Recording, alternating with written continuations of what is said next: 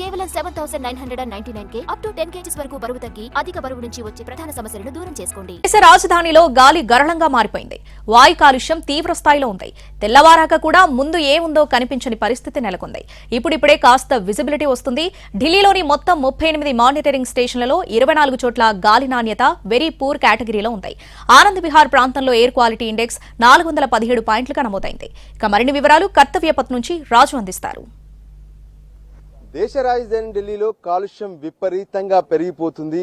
ఒకవైపు దీపావళి, మరోవైపు తగ్గుతున్నటువంటి ఉష్ణోగ్రతలు, దాని ఫలితంగా కాలుష్యం మాత్రం విపరీతంగా పెరిగిపోతుంది. వాయు నాణ్యత మొత్తానికి మొత్తం పడిపోతుంది. ఢిల్లీలో మొత్తం 37 మానిటరింగ్ స్టేషన్స్ ఉంటే అందులో 24 స్టేషన్లలో వెరీ పూర్ కేటగిరీ నమోదైనటువంటి పరిస్థితి కనిపిస్తుంది.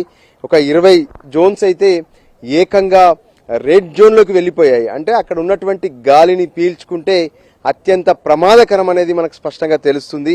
మనం చూడొచ్చు, అంటే ఈ వ్యూలో మనకు ఇండియా గేట్ కనిపిస్తుంది. ఇండియా గేట్ దగ్గర పరిస్థితిని చూస్తేనే మనకు అర్థమవుతుంది. ఎందుకంటే మొత్తం కూడా అంటే దాదాపు మధ్యాహ్న సమయానికి అవుతున్నప్పటికీ కూడా, అంటే ఎప్పుడైతే 10 దాటిన తర్వాత కూడా ఇంకా అది క్లియర్ విజన్ లేదు.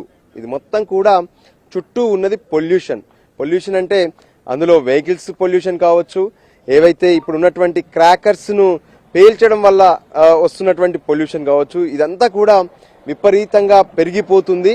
ఇది దీపావళి తర్వాత, అంటే ఈరోజు దీపావళి నైట్ అయితే విపరీతమైనటువంటి క్రాకర్స్ పేల్చే అవకాశం కనిపిస్తుంది. ఒకవైపు సుప్రీంకోర్టు కొన్ని ఆదేశాలు జారీ చేసింది. అంటే గ్రీన్ క్రాకర్స్ మాత్రమే ఢిల్లీలో ఉపయోగించాలి, ఎట్టి పరిస్థితుల్లోనూ ఇతర క్రాకర్స్ ఉపయోగించొద్దు, పొల్యూషన్కి కారకంగా ఉండొద్దు అనే విషయాన్ని స్పష్టం చేశారు. అయితే ఢిల్లీలో ఉన్నటువంటి ఏ విధంగానైతే ఒకవైపు అంటే ఇక్కడ ఉన్నటువంటి మానిటరింగ్ సిస్టమ్ను కూడా ఏర్పాటు చేయమని చెప్పి ఢిల్లీ ప్రభుత్వానికి ఆదేశాలు జారీ చేసినప్పటికీ కూడా ఈ మానిటరింగ్ అనేది లేకపోవడం, పైగా పక్కనే ఉన్నటువంటి ఇతర రాష్ట్రాల నుంచి దొంగచాటుగా ఆ క్రాకర్స్ అన్ని కూడా, అంటే ఏవైతే కాలుష్యానికి కారకంగా ఉండేటటువంటి క్రాకర్స్ అంటే గ్రీన్ క్రాకర్స్ కాకుండా వాటిని అన్నిటినీ కూడా ఢిల్లీకి తీసుకొచ్చారు.